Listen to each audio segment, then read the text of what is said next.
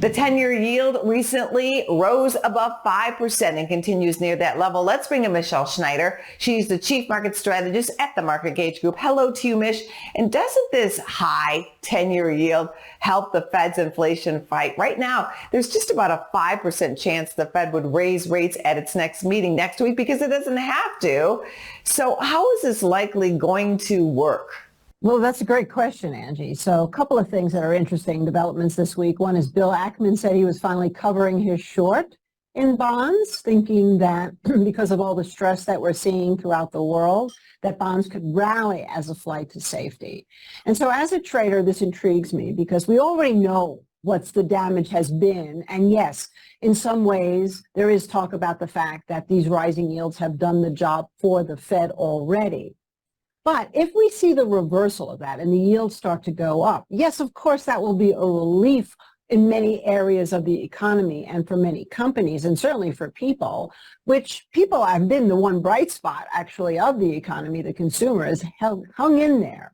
But as a trader, what it also means is that it's kind of like a double-edged sword. You might get this nice relief, particularly as we've held some really critical levels in the indices. But you could also goose inflation, which of course would then start the cycle all over again with the Fed being a little bit behind the eight ball if they pause too much. So yeah, it's a really interesting time. But the way we're looking at it right now is that if you want to look at the overall trend, we could see a nice bounce in equities, but we still have a lot of damage and a lot of uncertainty. But in terms of the raw materials and the goods, and particularly if we're looking at the grains, the softs, cocoa made a new high from 1979. It's 1979.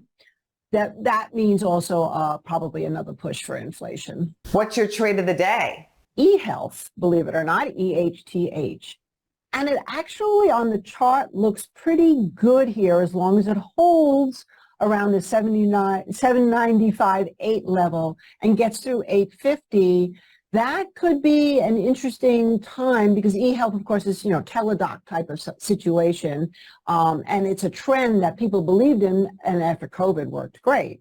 But now it kind of declined, so it could be coming back into vogue. So that's we got eyes all over the place, but that's the one I decided popped into my head as we're talking. We thank you very much, Mish. Thank you so much, Angie.